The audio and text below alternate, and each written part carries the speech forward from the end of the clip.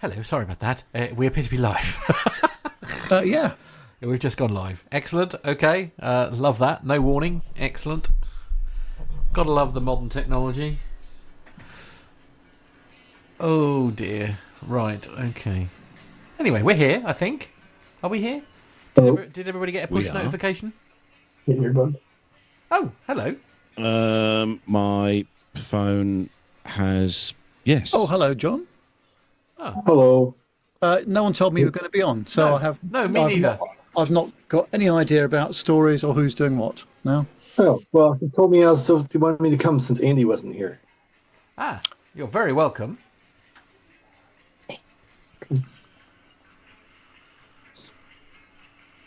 Do that on your patio. Sorry, I'm not going to do that. Okay, right, that's doing that there. That's doing that there. Let me do that. I need to elevate. Okay. Oh. I'm trying the phone for the camera tonight.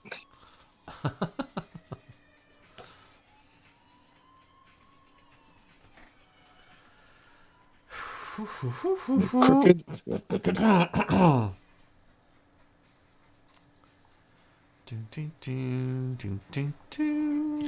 So have they sorted everything out at Heathrow now, then?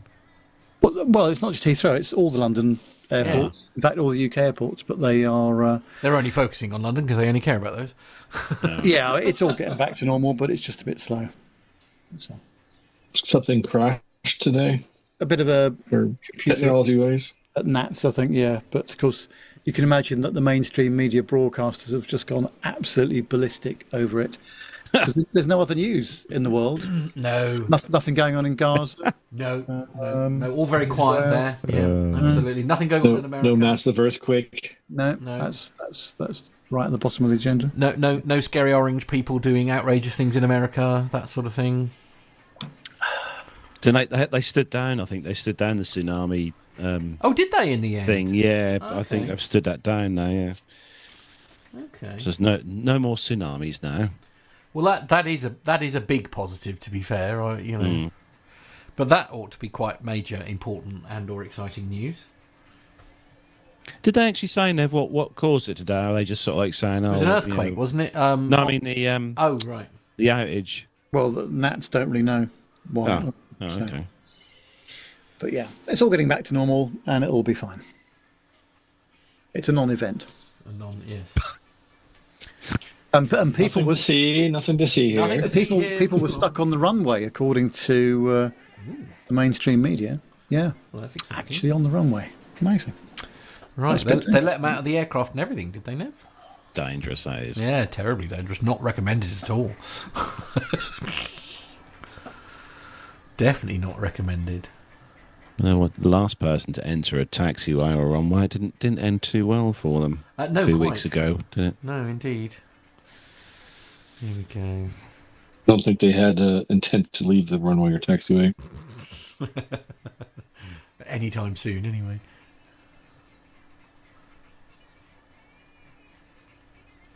There we are. At least we're underway on time, Mr. Bounds. Yes.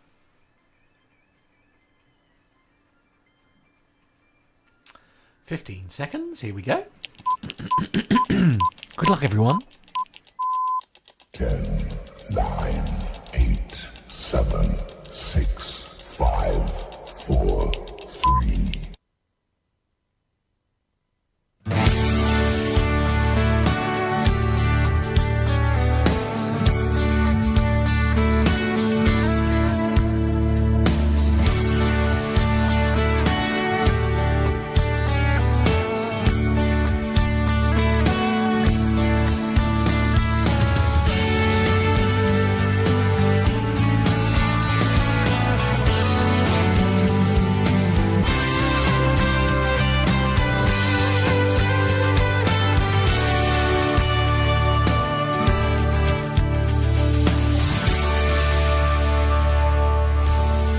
Well, hello and welcome to episode 562 of the Plain Talking UK podcast. In this week's show, Swiss International Airlines reveals their plans for their new Airbus A350 interiors. Regulators are investigating the American 737 Max gear problem fire at Denver. And UK travellers are warned as two airlines plan to start charging for hand luggage. And British Airways are planning a new livery for their Boeing 777X aircraft, whenever they get them, that is. In the military news this week, the Royal Australian Air Force has completed air-to-air refuelling clearance trials with the United States Air Force at bases Eglin and Edwards. And we find out that Typhoons have been scrambled more than 20 times to defend NATO airspace in a 4-month period. So, joining me this week, across the glorious countryside here in the UK, it is of course the man who has always a clean car. It's Neville Bounds. Yeah, I did actually just clean it, in fact, this evening.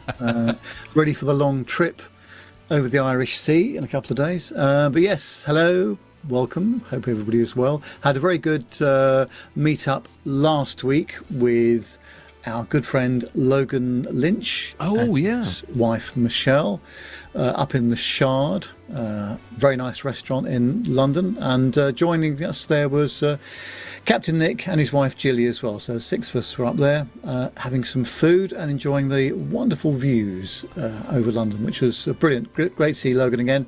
And by the time you hear this, he will be well on his cruise as he flew into Milan, and they're doing a cruise around the Med, I think. So, Oh, amazing. yeah, should be nice.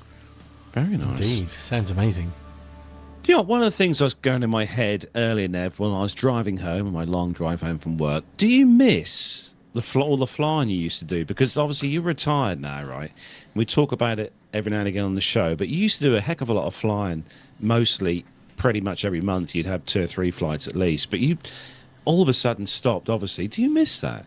Yeah, I do a bit, but then I look on the various airline forums, normally the BA ones, about all the chaos at the gate because they don't know how to board an aircraft properly and all that sort of stuff. And I'm going, actually, I don't miss any of that at all. No. Now, I do miss the flying part of it, no doubt about it. But yes, I've got to wait until September when we're off to Gran Canaria for a week. Oh, nice. My next scheduled flight, and that's it. There's nothing booked after that at all. So yeah, the answer is I do miss it a little bit, definitely. I have to say, You're still on the gold tier, though. Yeah, for the next year, and then by I think it's early part of next year, then it will drop down to Rust Plus, probably. yeah, or whatever the lower tier is. Also, can I just say that we sort of glossed over the fact that Nev is not going on. He's going to Ireland. Is it this weekend? Yes, we're driving over to Holyhead tomorrow because it's quite a long drive from here, and then we've got a 10:40 ferry across the Irish Sea to Dublin port, and then we're doing meeting up with some folks on the Friday night for the Bray display, and also, depending on how we get on, some interviews on Saturday and at the air display itself on Saturday. Wonderful. And then Sue and I are taking another few days off to travel around the Emerald Isle, which will be nice. How lovely. That sounds amazing. Now, the bit that I'm sort of trying to highlight here is essentially, Carlos, I assume you're flying. Yeah, I am flying, yeah. I'm flying. So Carlos is flying and Nev is driving. This is completely the wrong way around. I know. Yeah, but I just thought with all the gear we've got to take with us, I thought it'd be a lot easier just to load the car up, and it takes an extra day, obviously, to get there and back. But actually, on one of the fast catamarans, so it's just over a 2-hour crossing time, which would be nice. And actually, the weather looks reasonable. So I'm not a great sailor, I have to say. So I much prefer doing Mach 0.8 through the air rather than 40 knots over the sea. And of course, you're retired now, Nev, so you've got all the time in the world. Yeah, absolutely. Yeah, no hurries here. There are no deadlines anymore. Yeah, and I still reckon you'll probably get there quicker than Carlos. I'm not going to lie. Well, possible. hey, I am in seat 1C. Oh, I say. I'll have you know. Yeah, which airline again was that? Just remind me. Ryanair. Okay, right. Okay. But that does mean you get a little bit of extra leg room, I suppose, in comparison to normal. Yes. Yeah. Well, that's where you were when we went, wasn't it? In 1C? Yeah. Exactly, yeah. I learnt my lesson from flying before in 1A with Ryanair. And right. Got a bit damp sitting near the door. Oh, I see. So you got the other end of the aisle. If I move on to 1C, less damp. Love that. If it's raining. I mean, it'll not be raining. Yeah, I mean, who knows? On Friday. Who knows? Yeah. Yes, so welcome, Matt. Obviously, Hello. For being in the studio this week, as always. Good to see you in there, pushing all the right buttons and all that kind of jazz. Well, you haven't got any buttons to press at the moment. So. I've actually got nothing. I am back in the studio that used to be. Started it all, yeah. That started many years ago. Not the kitchen studio, but I'm in the home studio, which is a bit weird. Not going to lie, but yes. And we've also got a guest host standing. Obviously, Andy's missing this week. He's what's Andy doing this week, Nev? Is he partying somewhere? Or? On his way back from somewhere, I think. Yes, on his way back from Gatwick, I believe, yeah. But joining us is our resident aficionado of all things Boeing and freight. It is our 747-8-400 and, well, as we found out last week, the dream lifter is, of course, John Jester. Howdy, everybody. Here to represent the Boeing party and make sure to keep everything fair and balanced in the news segments here to, keep that Airbus bias too much to dampen it down some. So. Good to see you, John. Any wild, wonderful flights this week? I suppose since last week, you've probably not had any exciting flights. No, last week I was in training in Miami, finished that up. Ooh. And then jumped on a flight home, got home on Friday, and no plans to fly until sometime in September. Blimey. It's near like being retired, isn't it, Nev? Having all that time. Yeah. So I have to work out if I'm getting over to the meet at the end of August, but that might be the only flight I have in the coming month and a bit. So. Oh, good. Excellent. Love that. Love that. Well, let's have a look and see who's in the chat room this evening. I notice our competition man is in there. More news on that later on in the show. We've got Mazouz is in there. Hello to you. First one in the chat room this week. Wearing a crown. He's got a crown on. Hobby Time. Who's number one at the moment, by the way? Who's number one at the moment? Number one crown wearer is Mazouz. Oh, it is. Right. Okay. Yeah. He'll be Hobby pleased. Time's in there. Lee Davies. Hello to you. We've got, let me scroll down, Richard Adams says he's going to miss the show today, but going to visit another pilot in hospital, so a reasonable excuse. Okay, yeah, a very reasonable excuse. And do send him our best. Yes. We have got, let me scroll down, Sue Bounds. Sue Bounds? Yeah, that was my bad because I logged in with her profile instead of mine. Well, that's what I hope is happening anyway. Let's hope she's not on there. I can't imagine her watching somehow, Mr. Bounce. Right. And Flyer152 is in the chat room. David M is in the chat room. Hello to you, David. We have got, let me just make sure. Bill, hello. Bill says good afternoon, evening all. We're kind of what we class as evening here at the moment, I think, aren't we? Yeah, more or less, yeah. Jason Trussell, evening all around the world, he says.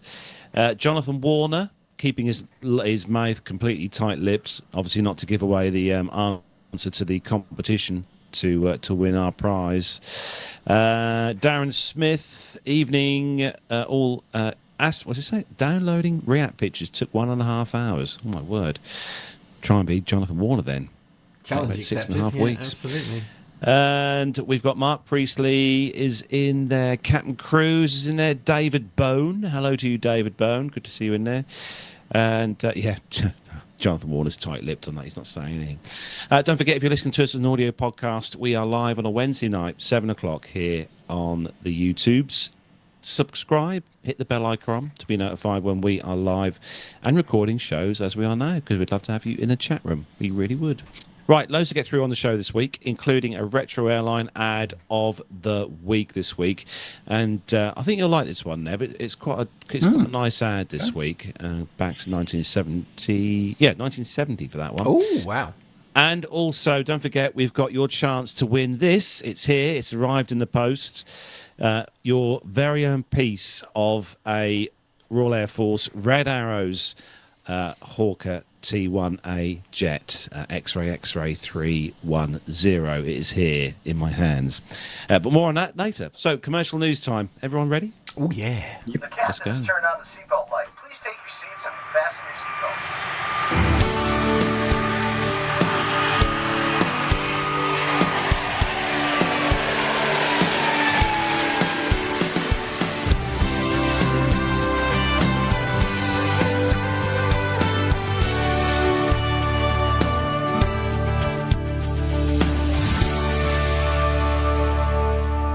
And I have to say hello to Tanya as well, Mr. in the chat room there. Sorry, Tanya. I literally just looked through the chat room list there and saw that I missed you. But we do love you. Don't worry. Outrageous. I know, terrible. First story comes from aircraftinteriorinternational.com, and I'll see what Nev thinks about this. This is Swiss revealing their A350 seat mock-ups. Now, Swiss International Airlines is preparing to take delivery of its first A350-900 this October. It'll be the first aircraft in its long-haul fleet to be fitted with the new Swiss Sense cabins. The airline has 10 A350-900 in order, which will be assembled at Airbus's facility in Toulouse in France. Ahead of that landmark first delivery, the Switzerland-based airline presented it the first and business class seats for its new cabin concept at a presentation event held at the airline's operations centre in Zurich Airport. The airline has also stated that the new cabin concept will also be gradually extended to its existing A330-300 and Boeing 777-300ER aircraft fleets. The closable sliding doors of the Swiss First Suites offer a private space within what could be found a spacious personal wardrobe, a large table, seat heating and cooling system. Blimey, never love this. A wireless charging station, IFE screen that's as wide as the suite itself. My word. And of course, a spacious seat that converts into a lie flat bed. The centre double suite can also be configured to suit two persons travelling together. And a spacious new lavatory space has also been developed for the first class cabin. The washroom draws its inspiration from the famous spring in Vals and Canton Grubenden, with a slate back exterior and a green interior that alludes to the brings fresh and cooling water. Blimey, this sounds nice. The Swiss A350 business cabin is also designed to meet a broad range of passenger needs and desires. In addition to the classic business class seats, the new cabin offers further seating options, for which example, select seats can be closed off with a sliding door for added privacy. Whichever option is chosen, each seat can be converted into a lie flat bed with a length of 2 to 2.2 metres. What's that in feet? Also, seats also offer a seat heating and cooling, and again a wireless charging station as well. Economy class passengers can look forward to enhancements with the A350 as well. The new comfortable seats have a construction optimised to create more seat space. Every seat also features a more than 13-inch high-resolution IFE screen, Bluetooth connection to connect your headphones to, and USB ports. The popular Swiss Premium Economy class is a step up from economy with a superior cabin service and a more comfortable seat pitch of almost 1 metre.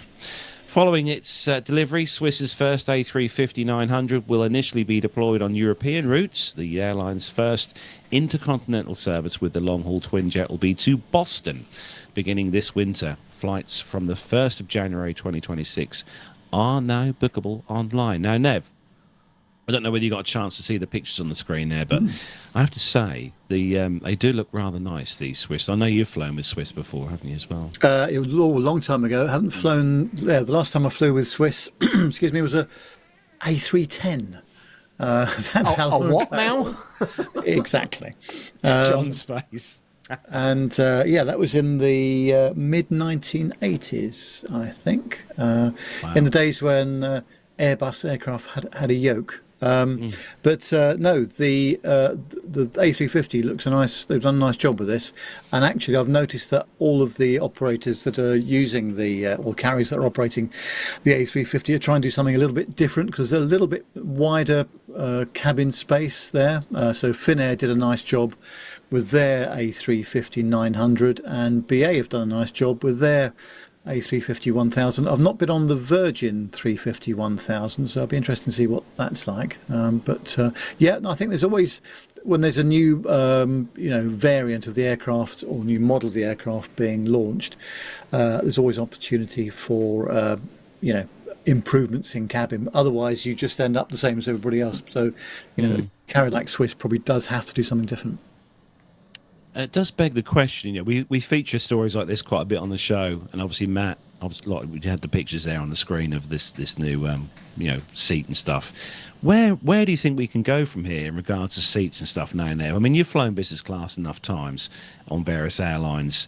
You've got lie flat beds, you've got big screens, you've got Bluetooth, you've got USB port, you've got your power charge, and what else could you possibly want, or what would you say as a passenger could you want extra or more? I think that all the airlines cater for every budget and every taste, really. And what you've got to remember, of course, is that business travel today is not what it was back in the 70s or 80s, where I used to work for a company where if your flight was over, I think it was over 4 hours in length, you had to book a business class ticket, and the customer was charged for that as well. The last job I did, or the last employer I worked for, their policy is premium economy only if the flight is over 8 hours in length. So that's a big change. But of course, people have got to look after the budgets and what have you. So it's a question really of trying to work out who are they selling to? Is it the business class passenger, the corporate passenger? Is it the retirees, people like me who are trying to look after their money a bit more? So they've got to appeal to all sorts of tastes. I think there is a limit though about what you can do, and also to make the cabin area serviceable as well, because these crews have got to operate in this stuff as well. So although the passenger comfort and all the rest of it is fine, I think it's got to work for the flight crews as well. Well, I know from like conversations we've had with like people who are cabin crew. The A380, for example, is a fabulous experience if you're a passenger. But if you're working the galley or if you are crew, apparently it's one of the most hated of all the aircraft to operate, purely because it's just not like, it's the focus is quite rightly on the customer, but they haven't, perhaps the how you looked after them was an afterthought, if you see what I mean. Do you get a chance to fly business much, John? Obviously, you do deadhead and back and forwards, I suppose, every now and again, but... Yeah, we utilize business class through our contract that we have with the company, and any international flying is in business class.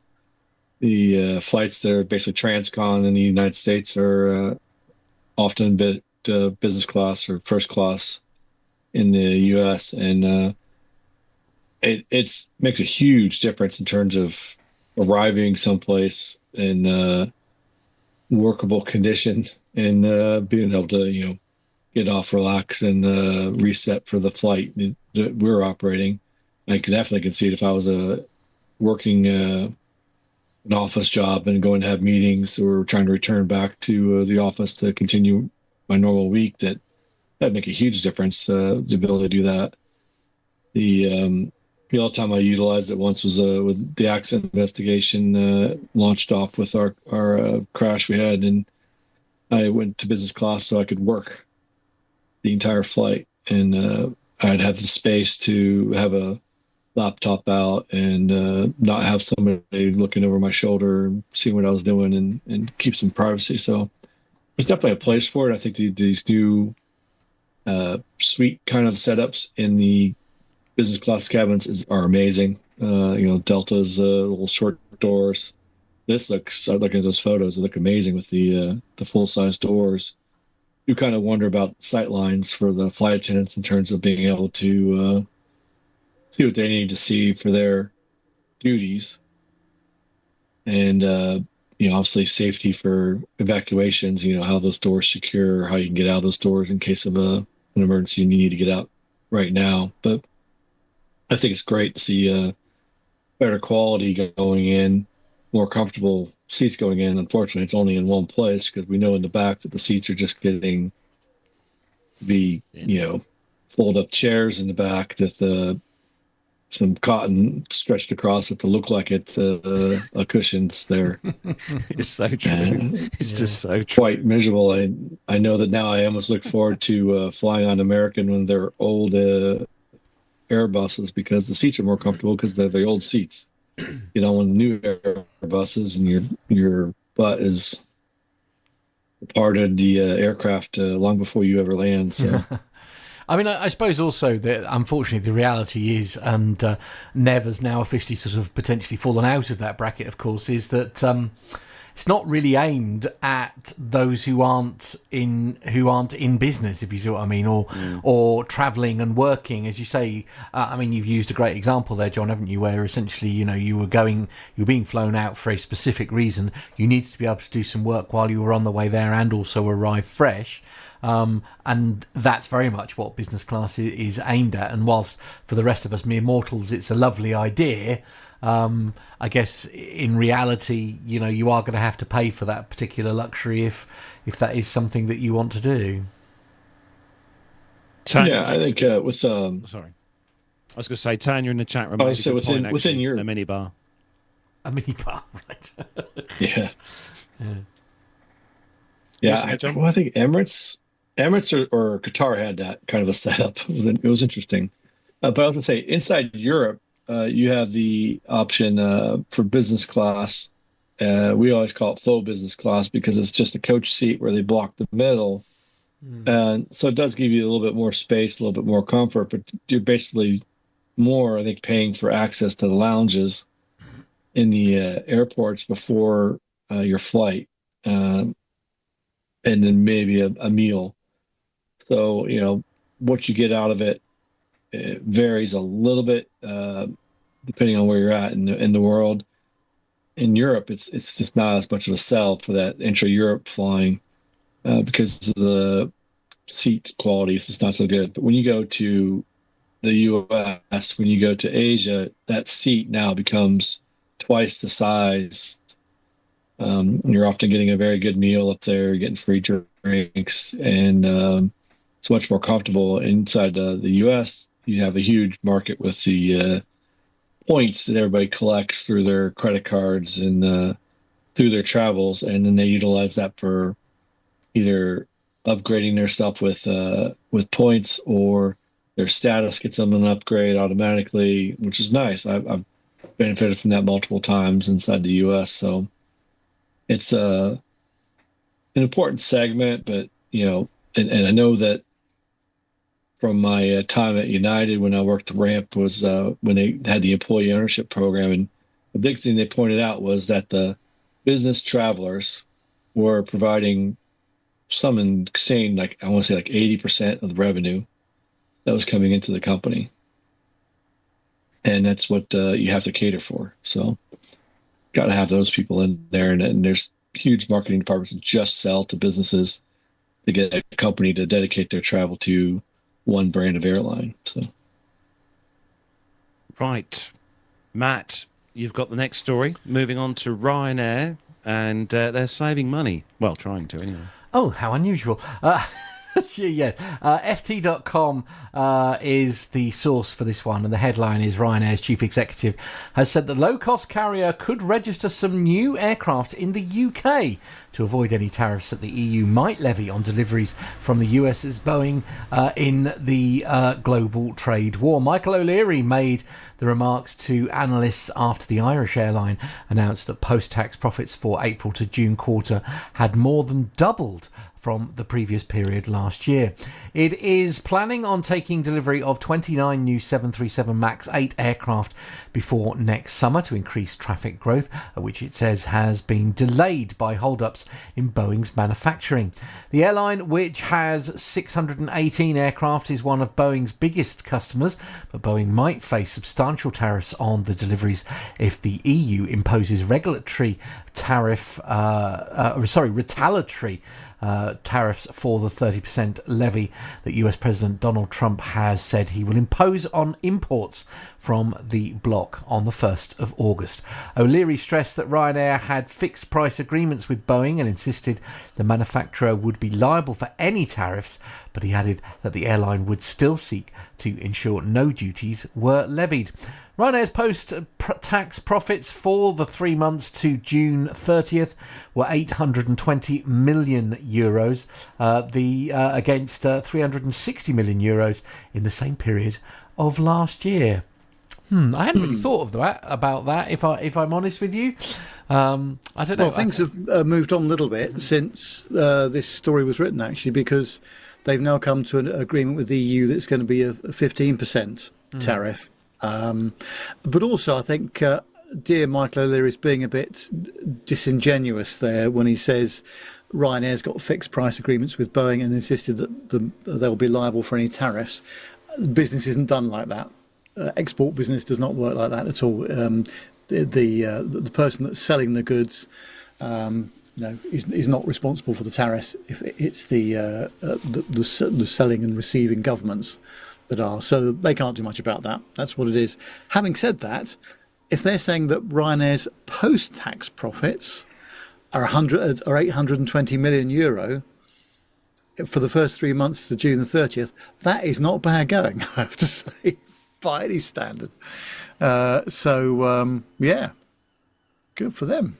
Yeah, I'm going to add to O'Leary's bank account on Friday this week. I can say you must have already bought your ticket, surely. Oh yeah, that's all. Oh right, okay. I was going to say. I wouldn't recommend buying it just before you go. Oh my word, no. Actually, that's quite a good idea. I might see how much that costs you now. I'm going to have a look at that in a minute. Okay, anyway, jolly good. Moving on. Nev, you have got the next story, and this I thought this was really good, Nev, when I found this, and I can't wait to see what this is going to be like. Yeah, it's on aviation A to Z.com, and it says that the flag carrier of the UK, British Airways, may be planning a refreshed aircraft livery to debut alongside the long-awaited delivery of its Boeing 777X fleet. The airline, based at London Heathrow Airport, has maintained its current design for over 25 years. Whilst the livery update remains speculative, signs do point to visual changes aligning with the arrival of 24 new Boeing 777X jets, originally due in 2020, but now delayed until at least 2026. BA was amongst the first carriers to order the 777X, a next-generation wide-body aircraft that forms a critical part of its long-term fleet strategy. The airline's 24 aircraft order is central to renewing ageing aircraft and enhancing passenger experience on long-haul routes. However, certification setbacks and production delays have pushed the 777X entry into service by nearly 6 years. BA has already revealed elements of its future onboard product. A new first-class suite and updated interior styling debuted in 2023, first seen mock-ups and new Airbus A321 deliveries. The airline plans to retrofit these design elements into its Airbus A380 fleet starting in 2025. Industry observers expect the external design to follow the refreshed aesthetic. The airline's current delivery, featuring the Chatham Dockyard tail fin, has remained unchanged since the late 1990s, and it emerged following the public rejection of the Utopia tailfin project. You can remember that, can't you? Which showcased international artistic designs. Although initially intended only for Concorde, the Chatham Dockyard design evoking the British Union flag was eventually applied fleet-wide. Whilst no official confirmation has been made, the introduction of the Boeing 777X provides a fitting opportunity to revisit and modernise the airline's iconic livery. Any changes are expected to honour the legacy of the current design whilst embracing contemporary trends in aviation branding. Ooh. That word contemporary, that sounds as though something's going to be weird. Well, it's not going to be as weird as those awful designs that they had. Do you remember at I don't know if you're old enough to remember, there was a airline conference, or it was maybe the Conservative Party conference somewhere, and Mrs. Thatcher was the Prime Minister at the time. She got her handkerchief and just delicately draped it over the tail fin of one of the aircraft that they were showing. It was a model, obviously, showing her disapproval of it. Yeah, you'll be quite impressed in the chat room, Nev. Darren Smith says, bring back the Landor livery. Oh, yes. No, if I was in charge of art and design at BA, it would be the Landor livery all over again. But we've moved on, apparently. We can't go there. More's the pity. Yeah. Yeah. Well, let's look forward to seeing what this is going to be like. Hopefully it'll be something amazing when they bring it out. John, you've got the next story. It's a Boeing story, you'd be pleased to know, and one that you did send to me this week as well to feature on the show. Yeah, this one comes from flightglobal.com. Regulators investigating American 737 Max gear problem and fire at Denver. U.S. authorities are investigating a 26 July incident involving an American Airlines Boeing 737 Max that caught fire at Denver following a landing gear problem, prompting passengers and crew to evacuate.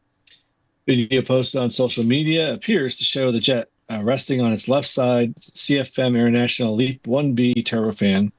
Video also shows passengers evacuating the jet via the right side forward and aft evacuation slides and evacuating through mid-cabin emergency doors on its wing.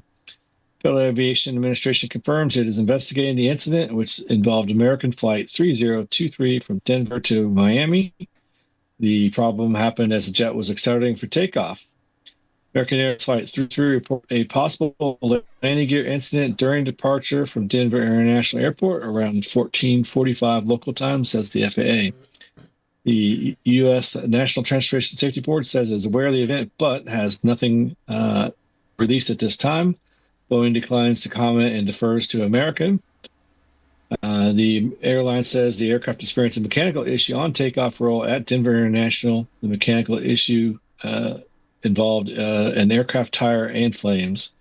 After leaving the gate at Denver, the 737 Max taxied roughly for 1.5 hours across the sprawling Denver International Airport.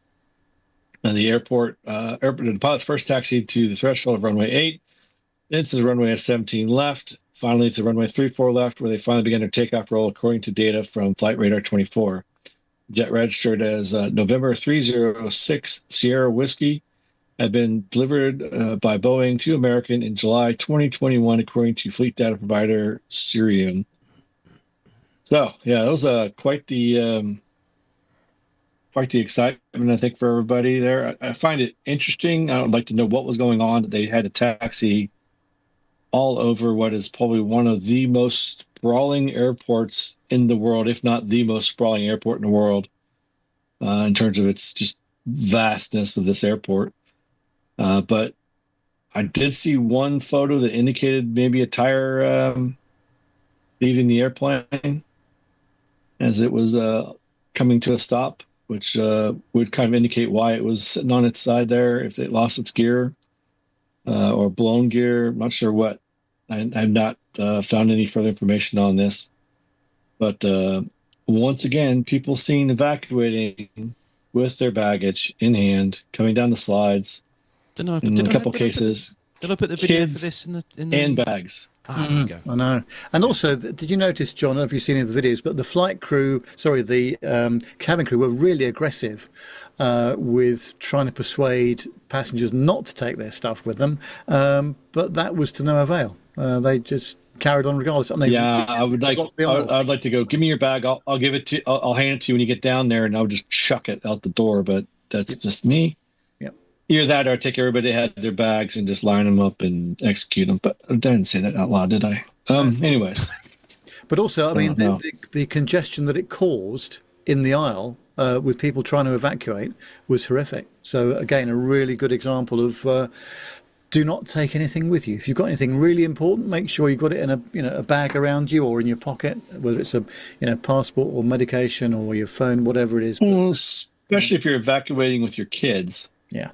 In your arms. I mean, the one poor kid got clobbered as their dad came down with the bag and the kid and one in each arm, and then just, you come off the slide with quite some force, and he stuck the landing, but unfortunately the second landing he didn't stick so well, or he did again, but on his face and belly and stuff with the kid in hand. So yeah, really one of the really have first to commit guys, yourself to getting out. One of the first guys to come off that through the door, I swear he had his carry-on and a rucksack. Yeah, there he is. Look, he's got yeah. I mean, oh my god. And well, at the first, there's one guy I see evacuating that has a bag like a gym bag kind of thing. That one I will give him an exception because I think that is an animal. Okay. Carrier. Yeah. So I'll give him select. You get there's one with kids, and I think shortly after this is where you had the one kid in the arms, and they come out and they just kick a face plant. But like bag, there you go. That's the one there. Boom, clobbered the kid. And also, I mean, luckily, everybody's got some in their bags. A Boeing aircraft, because actually the angle of the slide is far more obtuse compared to an Airbus, which is a lot higher off the deck. But even on the Boeing, you can still build up a lot of speed very quickly. And if you're not expecting that. With all the stuff that's going on around you, can easily, break an ankle or worse at the bottom of the slide, I guess.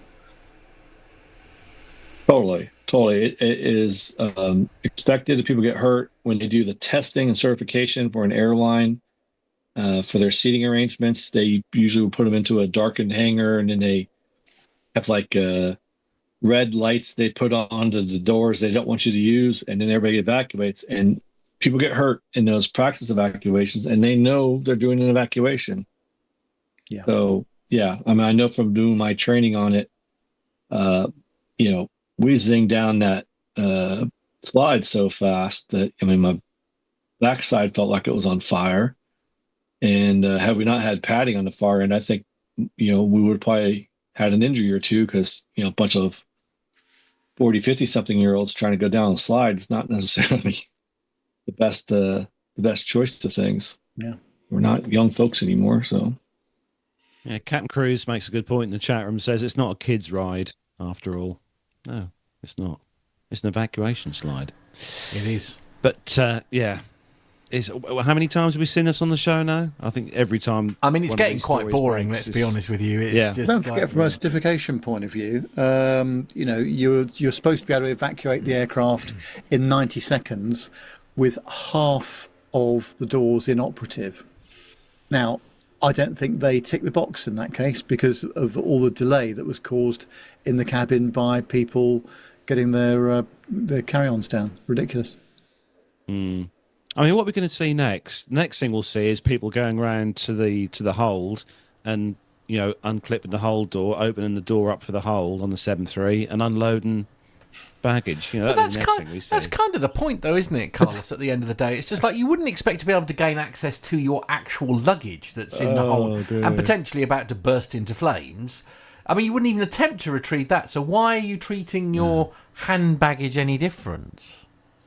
I mean, let's be honest, right? When you're sitting on a plane, I think I'm right in thinking that most people have these things in their hand. He's holding a mobile phone. Mobile phone. Thank you. Yeah, you have your mobile phone either in your pocket, in your hand, and most people have these things. And to be fair, this is what you really want to take off the plane with you if you're going to take anything. Yeah. Well, of course, you've got it with you. Most people is like so if your wallet's in your bag, for example, it's less of a problem these days because you have got access to your card and everything all through on your phone for your contactless and stuff. So, it's not like you're going to suddenly be stranded and not be able to buy yourself a drink. Do you know what I mean? No, you get your €6 meal voucher from the airline. Of course. Anyway, yes. Okay. Oh yes, I was going to ask about that. Did you ever get any kind of compensation? You did. Money back. Oh, you good. Oh, good. Okay. BA did refund us. They refunded us for the flight, for the delayed flight, but they also did refund us for the receipt for the food and drink we brought. So yeah, that was all right. Yeah, it's good of them. Very good of them, the Nev. Very good BA. Yeah. Right, Flight Global's the next one, and funnily enough, the airline that brought us home from Malta last month, Titan Airways, considers further E-Jet expansion after introducing the E190. So UK operator Titan Airways has acquired its first regional jet, the Embraer E190, to complement its fleet of Airbus types. The E190, registration Golf Papa Oscar Whiskey X-Ray, originally delivered to Air Astana back in 2012, has been sold to Titan by leasing firm True Nord. The aircraft transported the winning Lionesses women's football team back from Zurich to London Southend Airport on Monday. They identified the 190 as the ideal aircraft to fill a growing gap in the regional market, said Titan's account director Mark Holt. We're confident, he said, that in its ability to deliver performance, efficiency and flexibility to that our customers require to support their operations. Titan took the jet with a two-class layout featuring 9 business class seats and 88 economy seats, but it says it plans to reconfigure the jet to offer alternative options, including an 100-seat all-economy cabin. While the journey was not without challenges, both teams remained aligned and focused, enabling us to navigate maintenance constraints and complete delivery successfully, says True Nord sales director Ahmed Ali. Titan currently operates 7 Airbus single-aisle jets comprising of A321 long-range, or LRs, and 2 A321s and 2 A320s. Commercial director Alex Harrington said the E190 nicely fills the gap for smaller capacity charter and lease requests in Europe and will offer the ability to serve restrictive airports. And the E190 conducted its first commercial service for Titan on the 11th of July. Now, for those of you who don't know who Titan is, they're not a massively well-known airline here in the UK, but Titan are one of those airlines that companies like TUI and EasyJet or other airlines can call at a moment's notice, and BA, of course, as I found out, and basically kind of hire a jet or hire an aircraft to get passengers from A to B.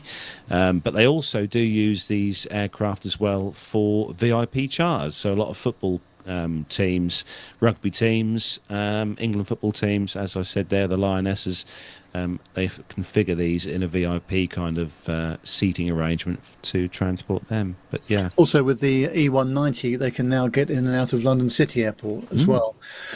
With the 5.5 degree glide slope, so that's pretty good. So I would imagine that the aircrafts and crews are certificated for that, or certified for that as well. So that'll be good. But no, I quite like the E190. I must say, I've flown on it a number of times out of City Airport, and yeah, nice jet. Yes, quite rightly, Darren Smith pointed out that is a Titan. 321 behind me on the green screen there. But yeah, good news for Titan. I'm sure they'll utilise that to an extent of its life. Honestly, and they're downgrading the seating configuration, though. Oh, into taking out the first class seats. Yeah, yeah, yeah. Well, why? You have a nice setup. I know the E190 seats, as I've seen the Astana ones, they had nice seats in there. Don't want to spoil everybody, I guess. So. No, they do have a facility to change the interiors quite quickly. I think, John. I know they do for the A321s. They've got a facility to quick change the seating arrangements on the aircraft, take them out, and put the business class seats in. So yeah, to accommodate whoever they're carrying, whether it be VIP charter or just us flying back from Malta. But anyway, Nev. Would you like some titanium? Yes, please. Yeah, I would. And but I'm not going to get this titanium. It's on flightglobal.com, and it says that some Boeing 787 Ram air turbine fittings could have unapproved titanium. Well, the FAA is taking action after learning that fittings on some of these aircraft on the RATs were produced using inferior titanium that could be subject to failure. The agency issued a notice of proposed rulemaking that, if approved, would require airlines to inspect the fittings. Just 9 787s, including Dash 9s and Dash 10s, would be affected. Last year, reports surfaced that some Boeing and Airbus jets contained unapproved titanium sourced from China and supplied by Spirit Aerosystems, which produces airframes and related components to both aircraft manufacturers. Those reports came after the aerospace industry and businesses in other sectors have been scrambling to find new sources of titanium amid shortages brought on Western sanctions against Russia, which had long been a top titanium supplier. The FAA's new proposed rule was prompted by reports of multiple supplier notices of escapement, indicating that ram air turbine forward fittings were possibly manufactured with an incorrect titanium alloy, says the document, which was published on the 28th of July in the US government's regulatory document repository.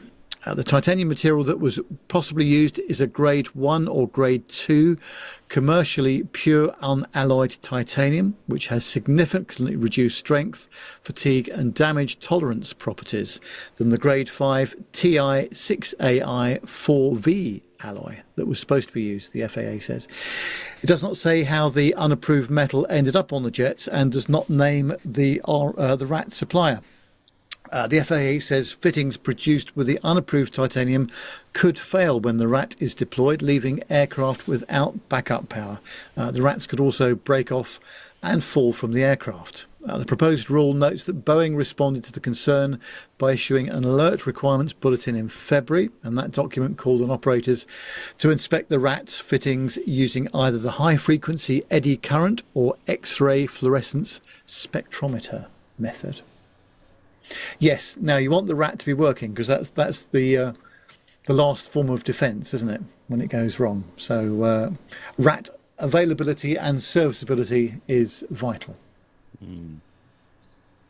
Considering how long they sit on an aircraft and potentially never get used, Nev.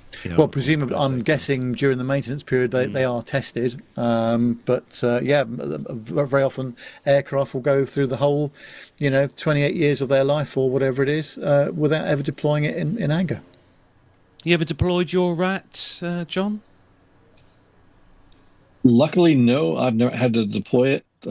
But on the RJ, I know that a couple of versions of the RAT did require a regular inspection where they would drop it in flight for a test flight. And it was quite distinct when it went off. Very loud, but luckily no use of that for real. And it's definitely is the last defense because it not only is electricity, it's also hydraulics. So need both of those to fly. Yeah. Be a bit tricky with that. I'd like to know what speed, what RPM the RAT turns at. It is incredible speed, isn't it? I wonder what it is.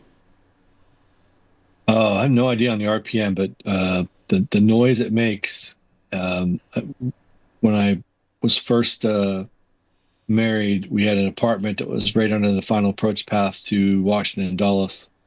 And I remember one night having a CRJ come in, and I'd say almost a minute before it passed overhead, you could tell something different was coming at you. And I was like, that is not a regular propeller, that's a RAT. I knew it just from the pitch of it. It is so loud. It's such a high frequency, and the blade count rate must be insane right now with that. And it does operate down to relatively low speeds, but it also has to be able to operate all the way up at the high end speed. So, in 300 plus knots indicated airspeed all the way down to approach speeds maybe around 120 knots. It has to keep operating. So it's an incredible bit of kit. Yeah, there was one on the Plane Reclaimers website for sale a while back. I didn't buy it though.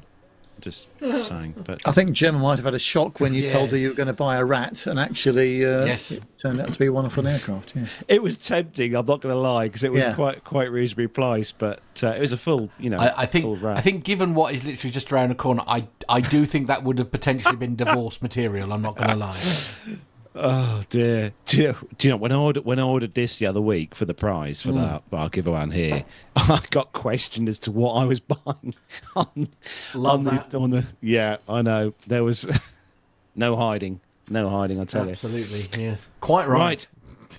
From one aircraft part to another, John. It's No, this I found online this week, and this must have been covered, or similar story has been covered by probably about 9 or 10 different news feeds. So I think this is quite big news. Yeah, about my favorite airplane. This comes from the businessstandard.com. World's biggest passenger jet, Airbus 380, is becoming costly to maintain. World's largest commercial passenger jet, the Airbus A350, enjoyed an unexpected resurgence, hauling full loads of passengers when global travel rebounded after the pandemic. But keeping the aging super jumbo safely airborne is becoming an increasingly expensive headache for airlines. 2 decades after its maiden flight, bulletins ordering repairs, inspections, or replacement parts for the massive 4-engine plane are piling up. While some of the procedural such as a demand for timely equipment checks, others are more serious. Leaking escape slides, cracked seals, and ruptured landing gear axle feature among 95 airworthiness directives for the A380 listed by the European Union Air Safety Agency since January 2020. That's about double the number of directives for a large Boeing company aircraft of the same period. With newer, more fuel-efficient jets in short supply, airlines committed to the twin-deck A380 have little choice but to keep flying it. In its youth, the A380 was a triumph of international collaboration with 4 million parts made by 1,500 companies worldwide. Now, in old age, the aircraft's complexity is testing aviation's fractured supply chains in the post-COVID era. However, with the capacity to carry 485 passengers or more, delays caused by mechanical failures can be costly and create a cascade of scheduling headaches. A Qantas Airways Limited A380 on the flagship Sydney-London route broke down in Singapore on May 7th with a fuel pump problem. The onward flight to London was pushed back more than 24 hours and passenger accommodated in hotels. Meanwhile, an A380 are taking up space and manpower in workshops around the world, exacerbating a shortage of repair facilities for the wider commercial fleet. A comprehensive check of the massive plane can consume 60,000 hours of labor, according to aircraft repair Lufthansa Technik. To be sure, the A380 still has fans. Emirates, which has cannibalized some A380s for spare parts, plans to keep flying the aircraft until the end of the next decade. The airline's president, Tim Clark, has likened the jet to a huge vacuum cleaner capable of gobbling up passengers like no other airplane. Yeah, I mean, the problem with the 380 is there's not enough of them. There's not enough of them in service with every airline that is operating them, and they are kind of one-offs, almost every airplane. Yeah, and this was a 747. It's sort of more interchangeable with a lot of other aircraft. The engines are interchangeable oftentimes. The systems are interchangeable. The Boeing, I mean, when the 747 was produced, I mean, it nearly bankrupted the company, didn't it? And but now you look at it all these years on, as you say, with interchangeable parts, that was the advantage of the 747 in many respects, but there just aren't enough A380s out there. And if there is supply chain issues, then that affects everybody, of course. And I can see down the road that Emirates will be the sole operator of that aircraft, probably within the decade, just because they have the mass to warrant continued operation of the aircraft. Their business model is designed around utilizing these high density routes with a high density aircraft and being able to make those ranges with the load. And so, yeah, it makes sense for them. But a BA, a Lufthansa, Singapore, I mean, Singapore is one of the ones that's ditching the airplane as fast as they can almost. They're just expensive to operate and expensive to maintain. And when you have engines that don't share a lot within the other fleets, you have all the parts don't share a lot with other fleets, then it's very challenging. Yeah. BA got 8 or 9 of these now? They've got 12. Oh, 12, sorry. Yeah. But they've only ever got about 9 working at any one point. They've not had 12 in service for some time, actually. And of course, this is the problem. If an aircraft goes tech, you can't just shove 420 passengers on a 777. So that becomes logistically very difficult. I mean, they've had to cancel a number of flights recently from the West Coast and from, I think, Boston, I think it was as well. So yeah, it's a real problem. And as Emirates have said, if you're going to do the A380, you have to have a lot of them, and BA don't, and not many airlines have a lot of them either. And that's where Emirates are quite unusual in lots of ways, aren't they? Because actually they've got a whole plethora of them. In fact, they've probably got more than any other. They've got more than 100. Yeah, exactly. Yeah. And in that scenario, of course, it works brilliantly. Yeah. Yeah. Yep. Plus they scrapped one a few months back, didn't they? Their first one. Do you remember their first A380 that because I think we gave a piece away as a prize. We did, I think. Yeah. But yeah, I think you're right, John. They will be. I think they'll end up being the only sole user of the 380 going forward in the future. But right, Matt, UK travellers, what have we got to look forward to here? Oh, yes. It's... sorry, my box has frozen. One moment. Bear with. There we go. It's chroniclelive.co.uk is the source on this one. And the headline is UK travellers warned as 2 airlines plan to start charging for hand luggage. A popular subject. UK travellers are being warned that 2 airlines are set to start charging for hand luggage. KLM and Air France will be testing a new basic ticket on select European Union routes with passengers only allowed to bring a small personal item on board. The maximum measurements for this bag will be 40 by 30 by 15. Is that not the same? Is that the same stats for the Ryanair hand luggage, Carlos? I don't know. 40 by 30 by 15, all in centimetres, and will be free of charge. The trial of the new basic fare means holidaymakers are told standard cabin baggage will have to be purchased for an extra fee. The fare is available for routes including Helsinki, Finland, Tunis, Carthage, Tunisia, Athens, Greece, Vienna, Austria, Dublin, Ireland, Stockholm, Sweden, Munich, Turin, Florence, Italy, and Prague, Czech Republic, and this is all being reported by Birmingham Live. Loyalty Lobby warned this test is not about positively contributing to a better travel experience, but rather a possible positive contribution to Air France and KLM's bottom line at the expense of passengers. Customers still have the option to buy hand luggage. Maximum dimensions on that one, not a great deal bigger, it has to be said, at 55 by 35 by 25 centimetres online during reservation or check-in, up to 4 hours before departure, or through the Air France and KLM contact centres. The fee for this starts at €15 per flight segment.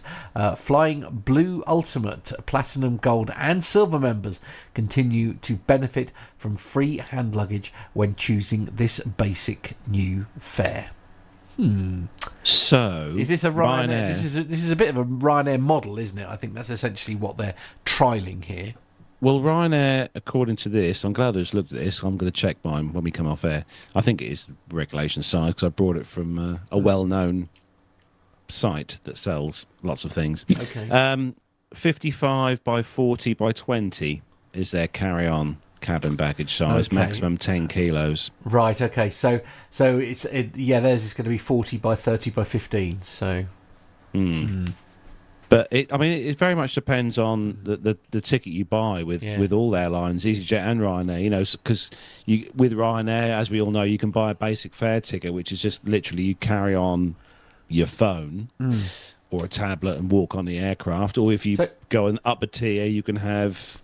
So remind me of those stats again on Ryanair. Here we go. Just want to go back to here again. The bag rules. Here we go. So the cabin bag carry-on maximum 10 kilos, 55 by 40 by 20. Oh wow! So we're in a very unique scenario here, where Ryanair's onboard baggage allowance is greater than essentially what Air France KLM will be. Ryanair's carry-on small bag, because the fare that I've got on Friday is for a carry-on and a small bag. Oh, okay, right, yeah. For their small bag is classed as they don't give any weight. There's no weight limit, so you could carry a small bag that weighs 7 tons. Right. But their size is 40 by 20 by 25, which is actually not a bad sized rucksack, to be fair. Yeah. But yeah, no stipulation for weight, so right, you're going to test that, are you? Okay. Yeah. You'll load mine up, but it goes in the seat under the seat in front of you, as we all know. Sure. But yeah, interesting. Right, moving on to the next story. Now, this was a bit of breaking kind of news, really, wasn't it, Nev, what we had today? Yes. Good old Nat's computers had a bit of a moment today, and that's caused some Windows delays. Caused some delays and bits and pieces. But, of course, the media have gone absolutely berserk over it, because there's no other news. Nothing going on in the Middle East, no tsunamis. All very quiet there, is it? Nothing big like that. Yeah. So let's go big on aviation and delays. Let's just read a little bit off the BBC website at the moment. This is just before 6 o'clock tonight, UK time. Louise Robinson has been in touch after her flight from Venice to London was diverted to Geneva. She says she's been sitting on the tarmac for about 35 minutes.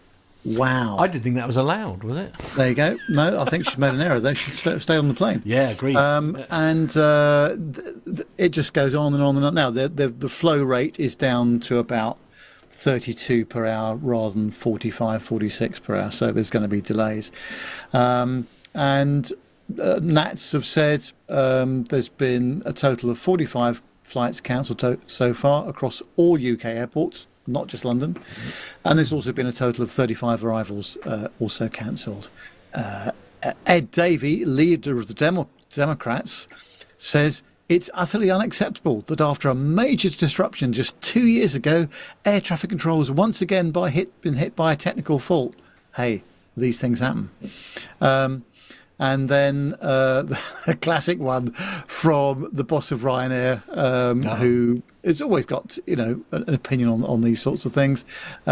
He's, weighed in as his usual thing. In fact, actually, it's not Michael O'Leary, it's Neil McMahon, who says it's outrageous that passengers are once again being hit with delays and disruption due to Martin Rolfe's continued mismanagement of NATS. He's the boss of NATS. Wow, okay. Well, these things happen, and it's not ideal, and it's holiday time, and a lot of people are flying, and if it's going to go wrong, it's probably going to go wrong about now, really. But luckily the weather so far has been okay, although tomorrow I think we've got some thunderstorms to look out for, so that'll be interesting.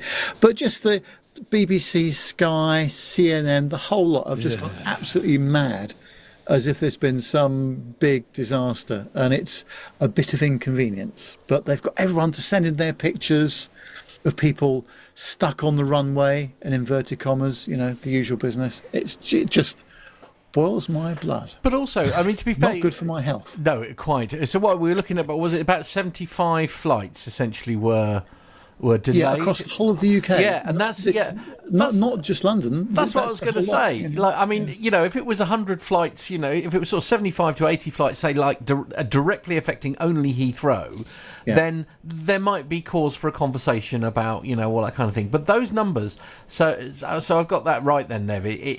Those numbers were for across the UK, not just one airport in London.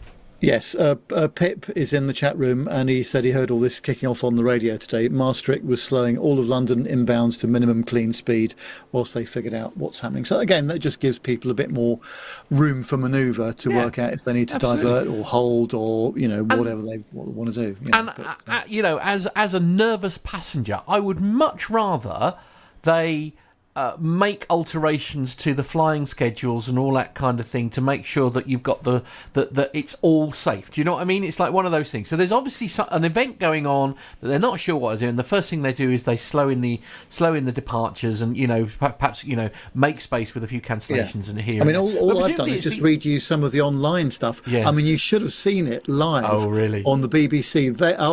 it was all kicking off. Matthew and all the rest of they were going berserk, you know, and no one had any answers. Oddly enough. No, funny that. It was pathetic. It was a really bad example of what broadcasting is not about. And again, as far as I'm concerned, it's a non-event, and there's delays, and there's going to be some diversions, and people might be put up in hotels, or they'll have to delay their flight till tomorrow. But also, nowhere near the sort of catastrophe that they've been talking about. And also, the cancellations, presumably, the cancellations would have been made by the airline, not necessarily by NATS. I mean, maybe it might be Eurocontrol or NATS. I don't know who's controlling the flow of all this, but they might just say, look, we need to hold the aircraft on the ground for another couple of hours before we can get you a slot into Heathrow or whatever it is. You know? So, indeed. And as I say, as a nervous passenger, I'd much rather they do that and make sure that there aren't going to be any problems. Once you get there. I mean, as you say, very much a non-event. Yeah. Jason Trussell in the chat room says he had Windows Update issues for the last week. Sorted now, but it is what it is. That'll be what it is then, yeah. Somebody was... When, of course, Windows 10, support for that is coming to an end and things like that. There'll be lots of people playing with Windows 11. Did they have any support to begin with? That's the question. There we go. There we go. Any thoughts on this, John? I have sat for 3.5 hours on the taxiways and ramp at LaGuardia just trying to leave. So, and that was a normal day. Yeah. This stuff just doesn't bother me at all. I think it's just a bit much. I mean, making a lot out of nothing because it's probably a slow news day for them. I don't know why apparently the tsunamis were not enough to keep them entertained in the newsrooms, so they had to pick up with this story. Yeah, ain't that the truth? Right. Now, we've left the best story till last, and we've left the best story for Matt this week. Okay. All right. Okay. Oh my God. Lovely. Okay. Well, so I can't imagine. I can't imagine why this story has been given to me, and also I'm going to use a word that I never thought I'd ever use on the podcast. Yeah. Go on. What's the matter? I'm going to say it. Family show. Lovely show, absolutely. Yeah, lovely. Love that for you. Okay, all right then. Here we go then. Deep breath, everyone. Here we go. And finally, it's stuff.co.nz and the headline: I can't even say it. Student pilot asked to provide explanation for penis-shaped solo flight in Massey. A student pilot from Massey University School of Aviation appears to have marked out a penis and testicles with the flight path of a trip on Monday evening and is now being asked to provide an explanation. The MSY92 flight from Palmerston North Airport down to Paparamariu and back that lasted over an hour and a half involved several circular oval changes of path to leave the shapes available for all to see on flight radar. The shape in the flight path tracker appeared over how do I say that? Is that Portowao near Foxton, with the diamond-shaped DA-40 Diamond Star aircraft, then making its way back to Palmerston North. Aviation School Chief Executive told Stuff, the source that we're reading this from, the flight was taken by a student on a solo flight. There was no instructor on board.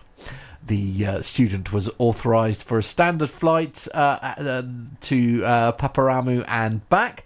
Although there has not been any safety violation in this instance, the student has been asked to provide an explanation. Podoval said that the School of Aviation takes such behaviour seriously and expects students to adhere to flight paths when on solo flights. What a knobber, it says there. Thank you to Jason Trussell, who says another cock and bull story. Yeah, we've obviously gone back to the... There we are. Just in case if you are watching on YouTube, you can see... I mean, I have to say, top job in terms of the drawing on flight radar. I'd love to know how he'd mapped it. Was it a very long route? Yes, I think so. That's quite impressive. Yes, very good. Anyway, I'm done with this story now. Somebody else talk, my please. Word. Well, you done well reading that, actually, mate. You done really well. Ballsy move, man. That's all I'm going to say. Ah, you see... Okay, I'm done now. No, you done Can well. Can I go home, please? Hey, got a good Top Gun line in there. Come on. Right, so your challenge, John, for next week in the 747 Line in this show. update Where can I put it in? is to draw the PTUK logo in the for sky. goodness sake. Yeah, Yes. that could be a challenge. Yeah. Could be a bit expensive as well, but The set that only burns a few grand's worth of fuel an hour. Don't worry about it, John.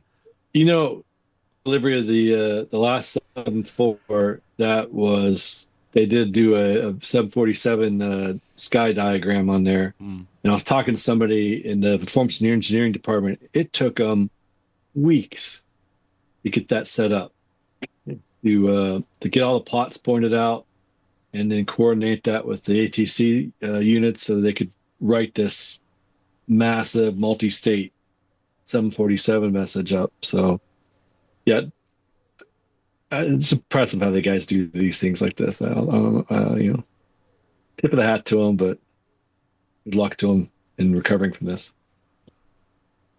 Moving on to the next part of the show.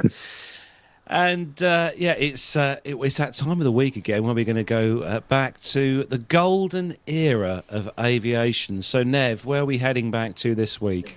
It's a great question. And we are going to Japan and back to 1970 to Japan Airlines that had the 747 Garden, and just have a look at the gourmet food offering. Here in the quiet of a Japanese garden, the timeless customs of a gracious people take place.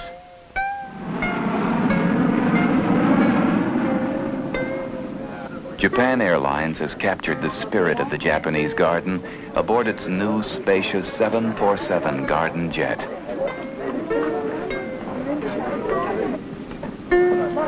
Yes, I'd like very much to go to Kyoto. Thank you. You're welcome, sir.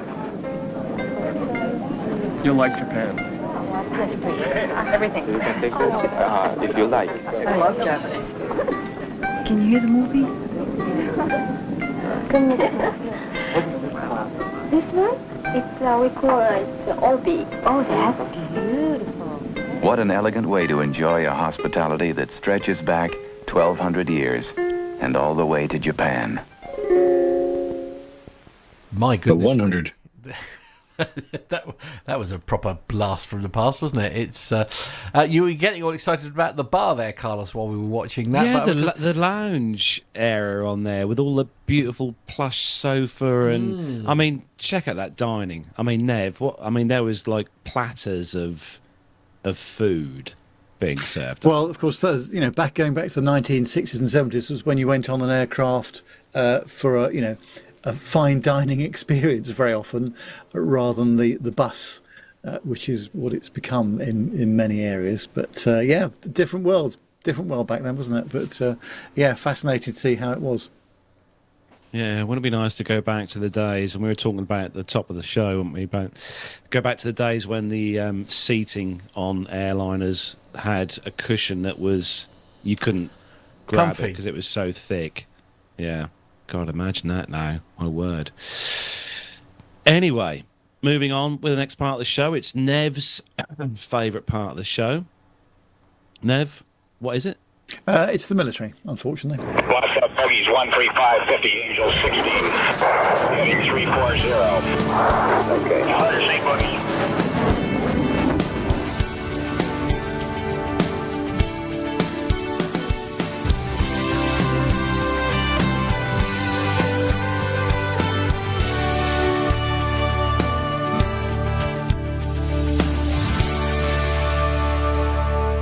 And the first story this week comes from Contact Airland and C.com.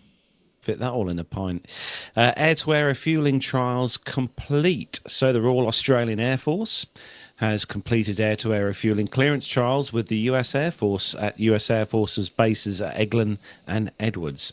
2 trials occurred over March and April this year, each aimed at increasing the interoperability between the two nations' militaries, expanding the list of aircraft cleared for air-to-air refuelling. At Eglin Air Force Base in Florida, the RAAF KC-30A multi-role tanker transporter aircraft refueled for the first time a US Air Force F-15EX Eagle II and continued refueling tester for the F-15E Strike variant. Squadron leader Alex Barbaro, a test engineer, said is the new RAAF base Wilmington flight commander for the Aircraft Research and Development Unit. His role was flight test lead for the KC-30A and the F-15E Strike Eagle and the F-15EX Eagle II at Eglin. He said our aim was to evaluate the KC-30A and the F-15E and F-15EX pairs for air-to-air refueling operations. Are there flight conditions at which refueling operations can be conducted safely? Squadron leader Barbaro said.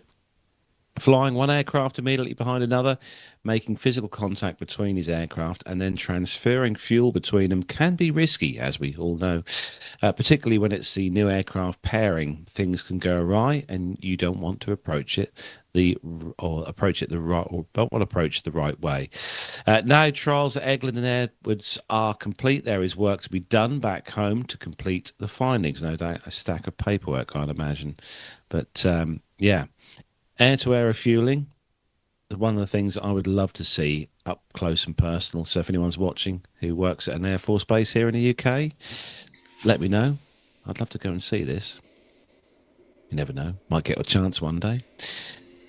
Now, Nev, you have got the next story. And I didn't realise we had this many typhoons, but yeah. No, apparently not. But yeah, it says that Typhoons have been scrambled more than 20 times to defend NATO airspace. Operation Cheeseman, the RAF's contribution to NATO air policing in Poland, has come to an end, with the operational phase being wound down ahead of a farewell ceremony. A debrief was delivered by Air Specialist Izzy Doherty, an air and space operations specialist with 2nd Army Cooperation Squadron. AS1 Doherty, who's known as OPSI, pointed out how, during the 4-month mission to provide enhanced air policing, the Typhoons have been scrambled more than 20 times to defend NATO airspace. Doherty said that the Typhoons have completed more than 460 hours of flying from the 22nd Tactical Air Base Marburg in Poland, the equivalent of completing 10 trips around the world. She said overall this has been a successful air policing operation for NATO and personally an enjoyable and productive deployment. The aim of NATO's ongoing air policing programme is to safeguard Allied airspace in areas with limited local air defence resources. It also provided an opportunity for the RAF to operate alongside NATO partner nations, including Sweden, which only just joined the alliance last year. It was a chance to see the Jazz 39 Gripen in action, a capable warplane that is said to be cheaper to maintain and operate than some other NATO jets. Number 2 Squadron, which is based at RAF Lossiemouth, is one of 2 quick reaction alert stations in the UK. When I was working in Sweden, the company I worked for was in Linköping, which is about halfway between Stockholm and Gothenburg, and very close to the Saab manufacturing facility where they were testing the planes as well. And it was extremely loud at times, that's for sure, with the Jazz 39 Gripens whizzing overhead at low level. But pretty spectacular stuff, I have to say. Yeah, need those air defenders, Nev. Yeah. Bit of noise cancelling, that's what you need. Yeah, definitely. Right, it is competition time for us to give away something on the show. So we had quite a few answers in last week, and it's one of those quizzes where, well, the answer could be anything, couldn't it, Nev? As we all know, what a total military aviation geek Jonathan Warner is, and he does have a lot of photography gear. We all know that. He has a rather big lens.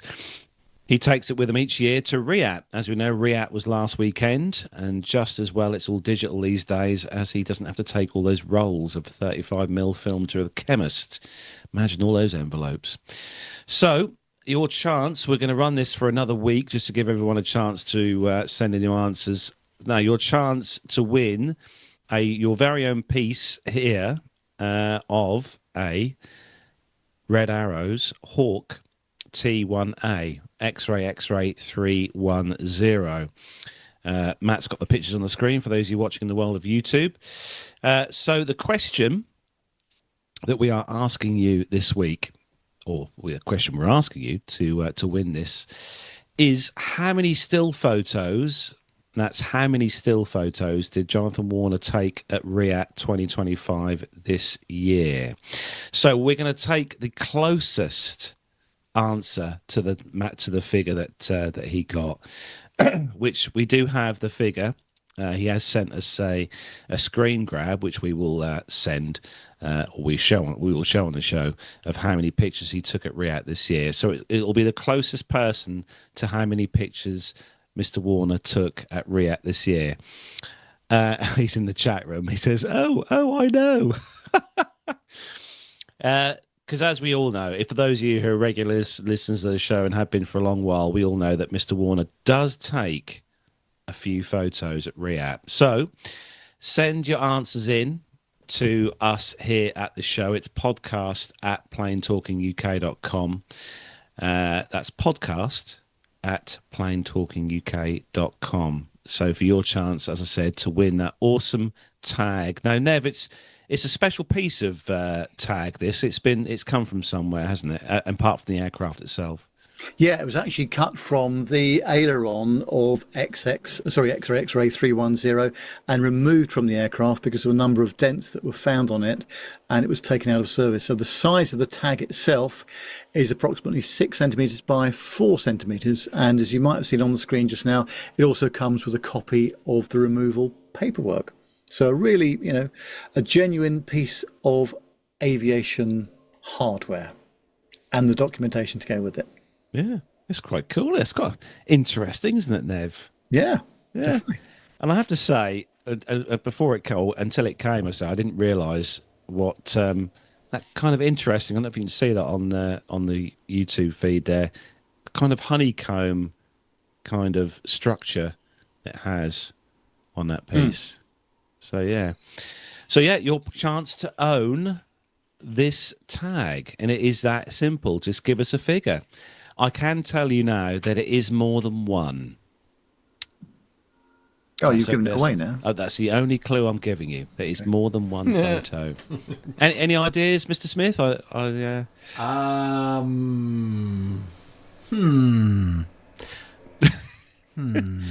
I mean, if I were there, I'd have probably taken about 20 or 30 photos. So I'm guessing probably slightly more than that. Yeah. John, you got any ideas as you are our guest this evening? What it could be? I'll go with 747.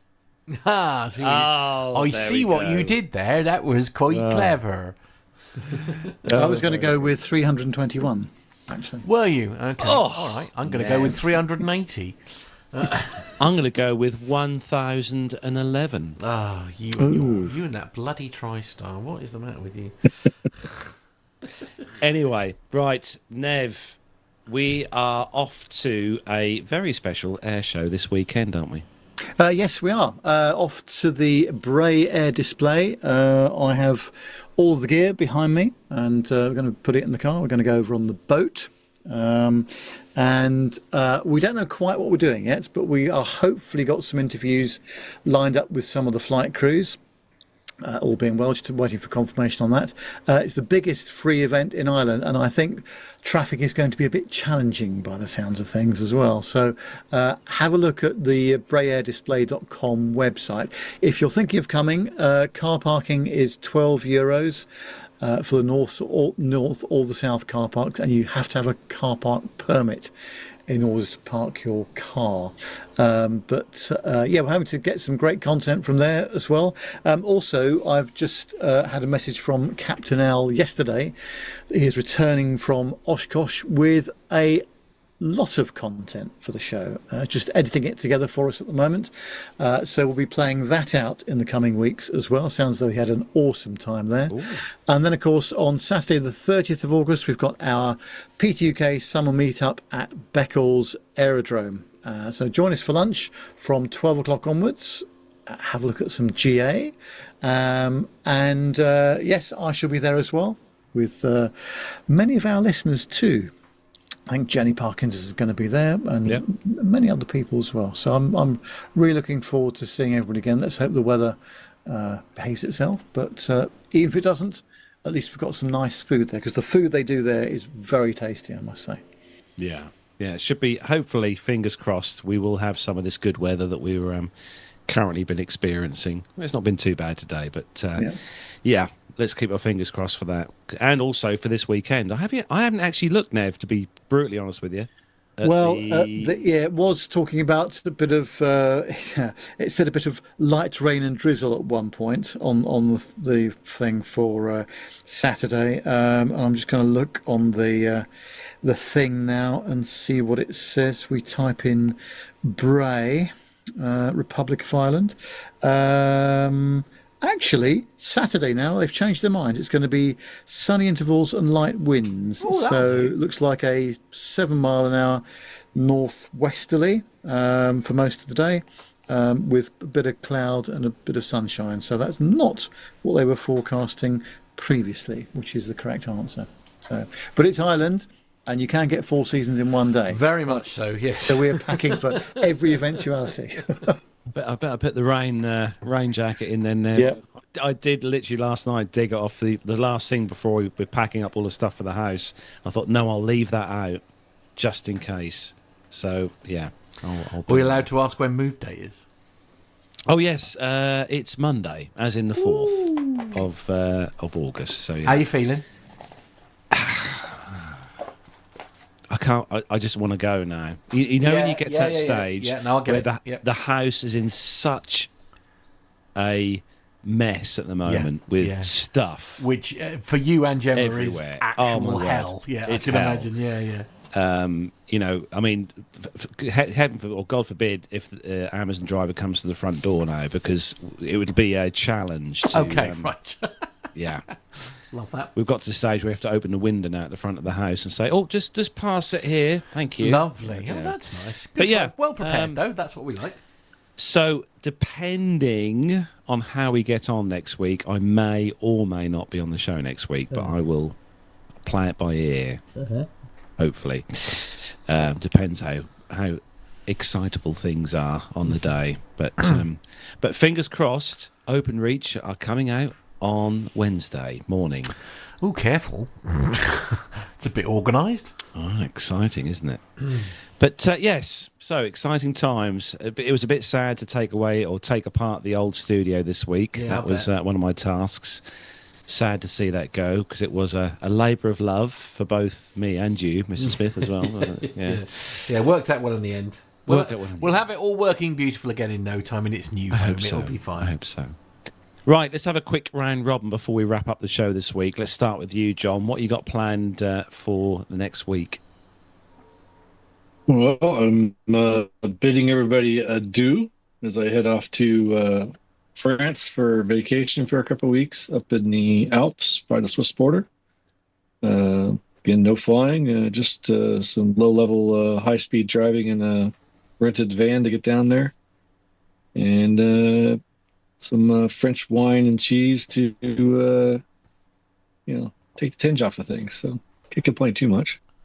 So there we go. If you're looking for a job where you have tons of holiday and go to exotic destinations, become a cargo pilot like John Jester here. It's as easy as that. What about you, Nev? Anything exciting going on, apart from obviously Bray this week? Well, yeah. So after the Bray Air Show, we're staying in Ireland for a few more days, going down the country to around the Wicklow Mountains, down to Cork and down to Waterford as well, which would be nice. So I probably won't be on the show next week because I shall be on my way back. So have a think about that for planning next week, folks. Okay. No, I'm looking forward to seeing a bit more of the country, because so often I've been to Ireland, it's literally hundreds of times for business, but all I ever get to see, as always, is the airport, the hotel, the office, centre, maybe some customer premises, and that's it. But to actually have the chance to drive around the south of the country, I'm really looking forward to it. So I don't really mind what the weather does, because we'll be in the car. So that's the main thing. Very true. That and comfy as well. Yes, hopefully. Yeah. What about you, Matt? Any exciting going on next week? Please don't say you're going away. No. I'm not going anywhere. No, I was away last weekend. The weekend just gone. So having a family catch up, which was lovely. We went down to Poole in Dorset. Nice. A 4 hour and 45-minute journey took us 7.5 hours. Which was quite brutal, but I'm delighted to say that we did it in 4.5 coming home, so we all felt a bit better coming home. But really good, lovely to sort of catch up with family and stuff as well. But Junkyard Market off with the 80s Obsession on Saturday, and then some training with a new presenter, which we're hoping to get online sooner rather than later for Monday and Tuesday. So and then Wednesday podcast. Hopefully, fingers crossed. Yes. Well, if not, it'll be me and someone else, I guess. Darren says, hope the TriStar is safe and well packed. It's normally hanging just there on the wall behind me, and it's currently sitting. It's in the place where all TriStar parts should be. It's in the kitchen. Right, okay. Lovely. Yeah, good luck trying that in the new home, just saying. Yeah, that's not gonna happen. And I tell you what, the one thing you can be 100% certain of is that it will be far better wrapped than anything else in the house, with like 20,000 reels of. That's going in the car with me. Oh, is it right? It's having its own seat. Oh, I thought you got your own van and everything. Oh, yeah, having a van, yeah. but that'll be travelling in the car. It's having a VIP transport. Oh, right. Well, quite right. Yeah, absolutely. Yeah. Right, social media links. Nev, where can our loyal listeners find us on social media? Yeah, so on Facebook, X or Instagram, just look for Plain Talking UK, and the email address, of course, for the show, podcast at plaintalkinguk.com, and the website is www.plaintalkinguk.com. Our WhatsApp number still working nicely. Thank you very much for the people that are sending photos and comments into it. Oh yes, it's +44 7446 975 214. That's +44 7446 975 214. You can subscribe to our YouTube channel as well. Just click the little bell for notifications when we go live, and you can help shape the conversation of the show by joining us and everybody in the chat room tonight. Just go to youtube.com and search for Plain Talking UK. Obviously, the running around that we're doing at the moment, air shows and what have you, does cost some money, and also our general hosting costs of the show as well, media hosting and website hosting costs. If you can help us with that, if you're able to help us, there is a method of payment for Patreon and PayPal on our website. Just go to plaintalkinguk.com and all the details are on there. Yes, and thank you to Darren Smith in the chat room for sending us some lovely pictures that I'm yet to take them off the chat yet, but he sent us some lovely pictures. He had a little holiday, a little trip away, and flew on BA, Nev, you'll be pleased to know, and had a whole load of seats to himself apparently on the flight, which is nice. Oh, good. Nice to hear. But he had a good trip. So a bit stormy, but he had a good trip. So yeah, thanks for that, Darren. And that is where we're going to bring the show to a close. Going to say thanks to all the chat room this week for joining us in there, as always. Thank you to you all. Also, thanks to everyone who downloads the show as an audio podcast as well each week. Thank you to you for downloading us as a podcast each week. That's it for episode 562 of the show. Hopefully, all being well, someone will be here next week. If not, we'll get AI to generate a Nev and a me. And no, okay. So that's it. Thanks everyone again from me, Carlos, here in the home studio one last time. From Matt in the Master Suite studio, from Nev in his studio, and thank you again to John Jester for joining us this week. Thank you, John, from his studio. Have a great weekend and rest of the week, and we'll hopefully see you next Wednesday. Say goodbye, John. Au revoir.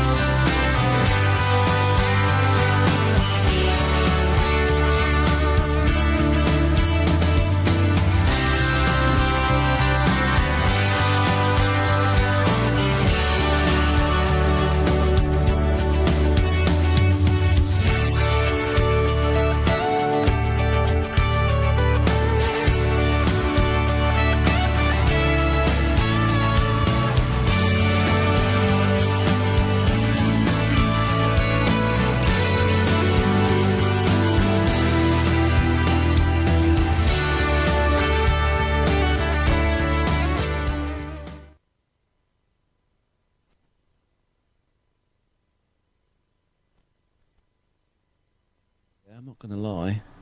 Oh, is it? It looks all right here. I've got sunshine out here. No, it's black as ace of spades over towards Halesworth.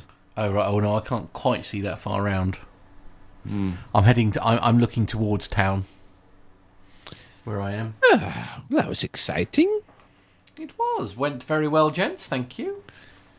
So, depending on what happens next week, we'll do a draw for the tag. So is it sort of the disarray, or is it because you need a hotspot or something like that? Is it just? It depends on how we get on, really, without getting everything in. Yeah. Because I don't want to upset. Yeah. Understood. Yeah. Fully understood. On board. Well, as I say, I'm sure we can find some super subs to keep me company. Because that's just added grief. Yeah. Amen to that. Yes. I have a station manager who has a similar problem. Although I have got I found 3 Misas lovely. in my drawer here in the studio. Right. Okay. And for the life of me, I don't even know if they all work. So have they got USB dongly things? Well, they have, but I don't know. Well, I'm gonna have to try and see if they work. If there's USB dongly things. So we might give away a mouse as well. Okay. Lovely. Oh dear. Right. Well, good show, everyone. Thank you, as always. Indeed. We'll let everybody get away, shall we? Yeah, I suppose we better go and have something to eat and then decide what box I'm going to fall into next. Lovely. Okay. I mean, try not to do that. Obviously, that sounds dangerous. Yeah, honestly. Honestly, moving is good luck with overrated. the coming week. Cheers, John. Yeah, I think that you're going to need it, but good luck with that, and we'll catch up with everybody when we get back out of France. Richard Adams is back, by the way, and everybody's telling him in the chat room how much he missed a story that he would have no doubt had an awful lot of fun with. Oh yes. Can you imagine? Yeah, never mind. He'll share them all with us, I'm sure. It was mentioned in the chat room as well. Oh, was it? About a certain story that Nev covered many moons ago. Oh, that story. Yes, I know. About a certain airline. Yeah, love that. Yeah. Okay. All right. Sierra Charlie Alpha Tango. Yeah, that's the one. Yeah, I'm going to go and have a lie down in a darkened room now. Wow, that was a story. It was indeed. All right then. Right. Do you want to say goodbye to the chat room, Nev? Yes. Hope everybody has a great week and weekend. Thanks, John, for joining us. Really appreciate your contributions as always. And I won't be here next week because I'll be still in the Irish region in the Emerald Isle. And but yeah, looking forward to bringing you some content when we get back. In the meantime, stay safe and bye for now.